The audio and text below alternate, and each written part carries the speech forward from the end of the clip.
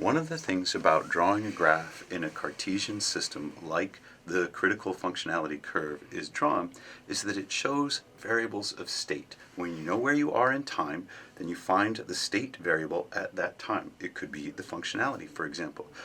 This kind of way of thinking about the world emphasizes the nouns rather than the verbs that thread or that cause the nouns to interact.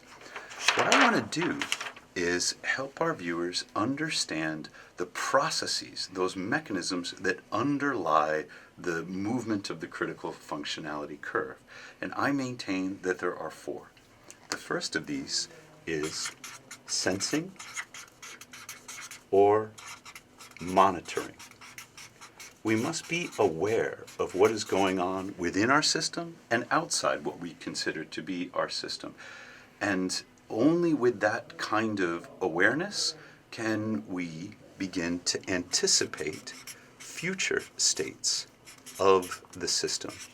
When we become aware of an external condition and the resources required from internally from the system to maintain stasis in the nouns, in the state variables of the system, now we can begin to anticipate what the future state of the system might be and differentiate between those future states that we find desirable and those that we find undesirable.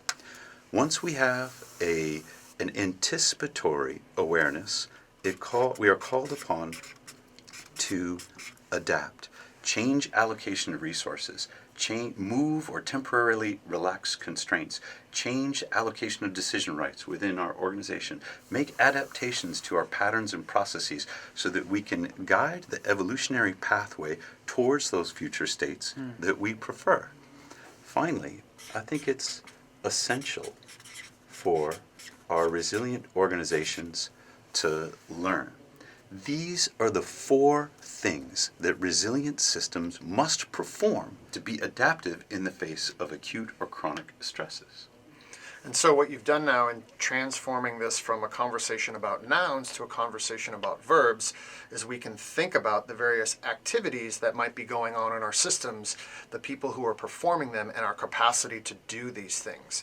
We can talk about what processes do we have in place for sensing and monitoring? What are we looking at? How are we going to do that?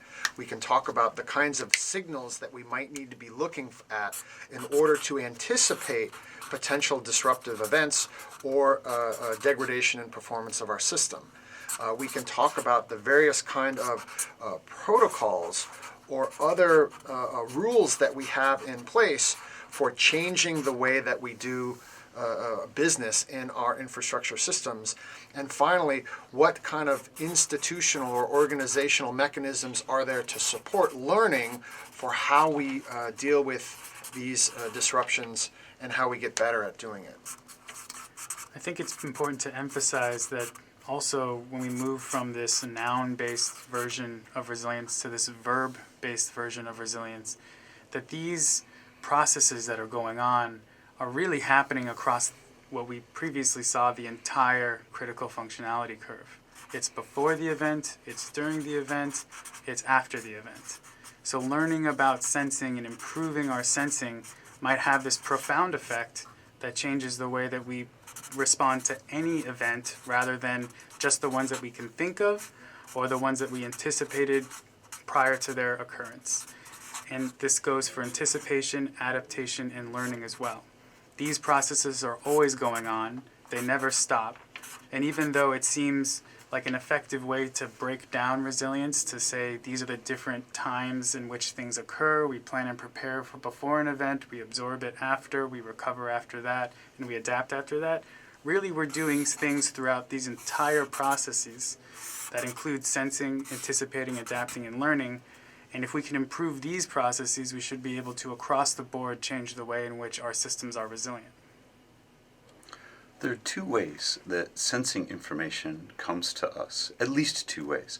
I've divided them into qualitative, and these could become in the form of anecdotes or stories or more formal qualitative investigations. They could also come in the quantitative, the data or big data that we get from the measurement devices that would exist throughout our system. Both are important. Sometimes the indication that there's a stress event coming doesn't come in the form of big data. It comes in the form of a customer service call. It comes in the form of a story or a rumor. And a sensitive organization might take that as enough motivation to learn more. Both the qualitative and the quantitative forms of censoring and monitoring, both internal to the system and external to the system, are essential. There are two ways, at least two ways, of thinking about anticipation. One of them is the probabilistic way that we think about risk. In this probabilistic way, we typically identify a hazard, characterize that hazard and its probability according to a distribution.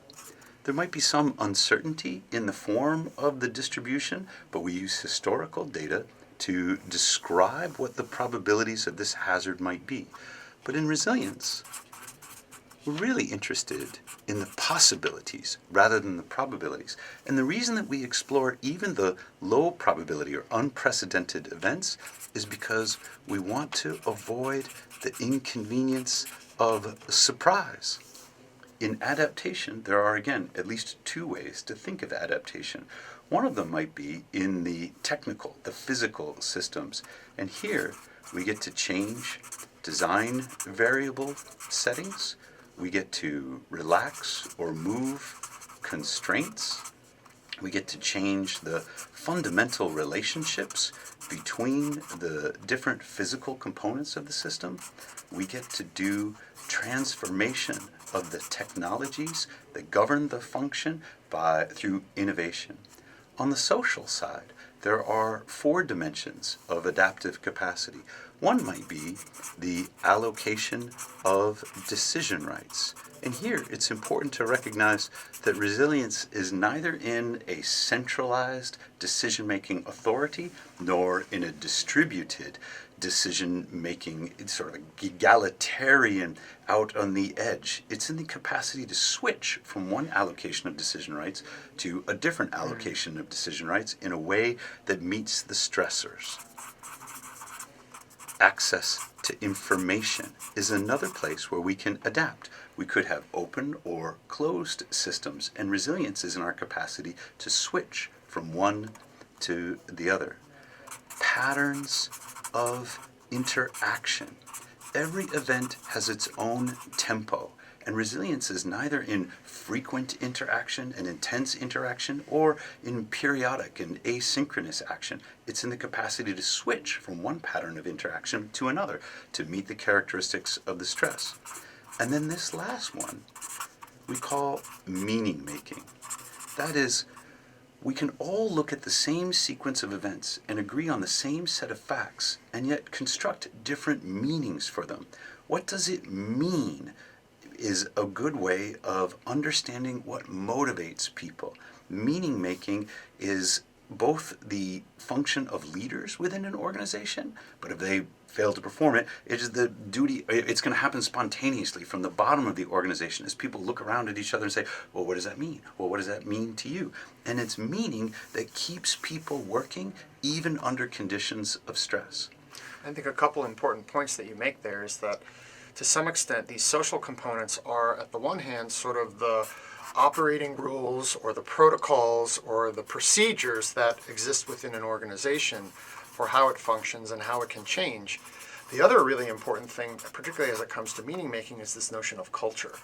Right? Culture is a really important part of how an organization decides to interpret those things and the consistency with which it sort of makes decisions. Correct. And as we were discussing dams a minute ago, the definition of success and mission for a dam manager might be different from the farmer downstream who needs the water. And because of that, they make meaning of even the same event, the same catastrophe that could affect this infrastructure very differently. I think it's important to recognize that success is not the same across the board if you're an infrastructure user, provider, multiple providers, multiple users. We all make meaning in a different way. Without understanding those different ways to make meaning, we might make decisions for critical infrastructure resilience that are way off the mark. That brings us around to learning. And we've been thinking about learning in an unusual way recently. Dan and I were drawing out a sketch last night, and it looks something like this. There is those things you know, the book knowledge, those things you can do, the skills that you can perform, and then finally, the way that you make sense of the world. So I'm going to call this sense making, and it's related to meaning making. We can improve our knowledge of things by doing research. So this research in resilient infrastructure, it could be role play, it could be simulation, it could be tabletop gaming, it could be drills. Drills are going to hopefully help us perform and teach us about the way our system operates. We can also learn by improving our skills, and we often call that training, which involves some of the same activities.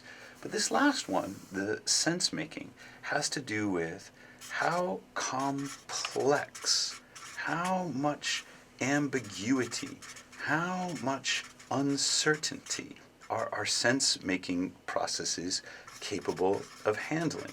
Most people are very uncomfortable with ambiguity and uncertainty.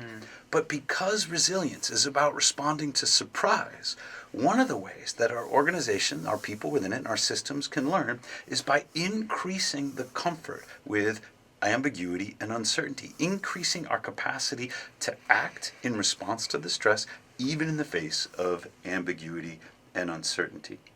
These we call the resilience processes. And once you've mastered the critical functionality curve, the next step is to think about how to analyze these processes within your organization and strengthen each one of them to improve your resilience even in the face of surprise.